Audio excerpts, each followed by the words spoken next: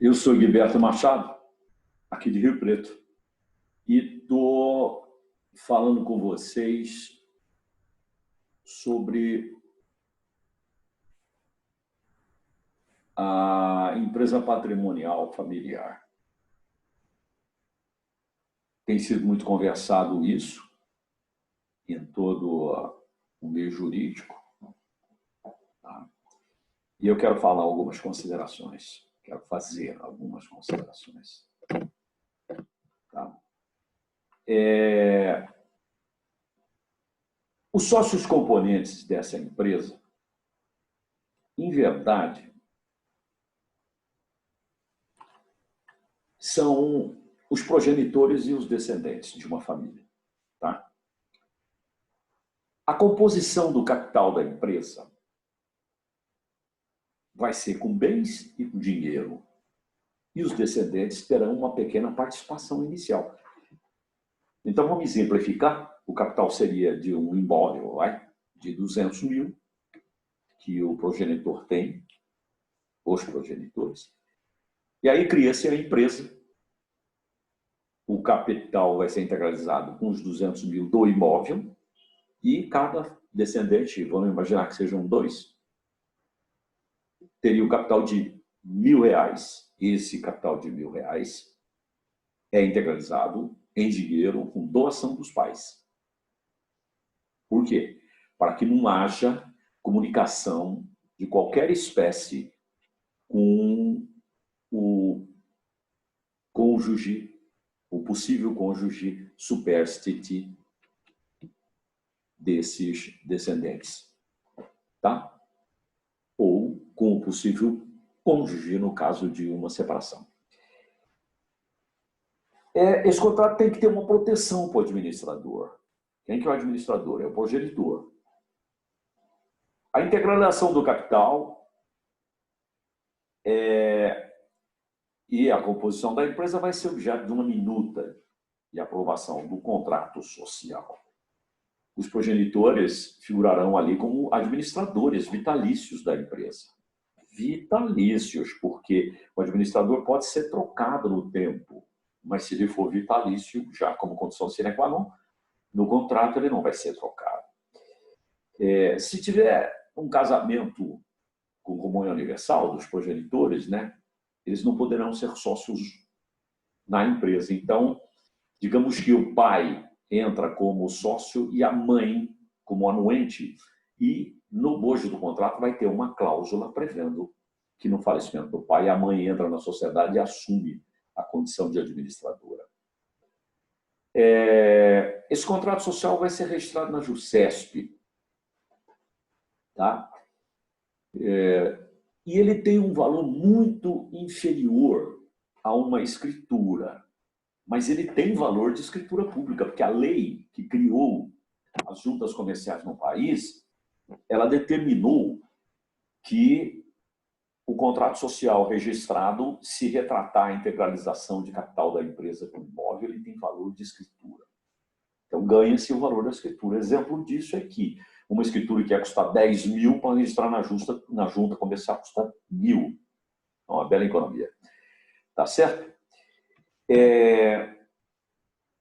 Uma outra situação é uma transferência gradual dessas cotas de capital que os pais podem ir fazendo aos filhos, né? Tem uma isenção anual de TCMD até numa doação, nesse ano de 2020, até R$68 mil. Então, os pais poderão ir doando para os filhos cotas, tá? Dentro desse limite, sem pagar nenhum centavo. Se houver uma propriedade agrícola que vai ser integralizada na empresa, faz-se um contrato de arrendamento dessa propriedade agrícola para com o sócio, para ele explorar lá na pessoa física, porque vai haver uma economia tributária grande, já que na jurídica o imposto, explorando a propriedade, o imposto seria em torno de 12%, e na física vai ser em torno de 5,5% do valor da produção agrícola. Tá? O progenitor, essa questão de ir doando aos poucos para os filhos, o progenitor deve manter um capital superior a 50% na empresa.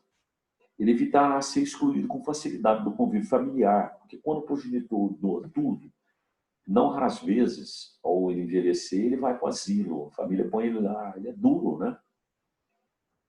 Tá bom? E mais, ele ficando na empresa com mais capital, na quebra ou na morte de descendentes, ele não perderá a empresa, ele não perderá seus bens para terceiros. Tá? O máximo que ele está correndo o risco de perder é aquelas cotas que ele doou.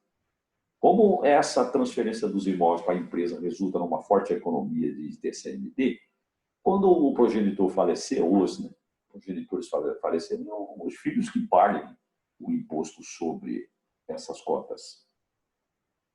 Tá bom? O imposto causa morte de 4 está sendo projetado para elevar-se a 8. Tá bom?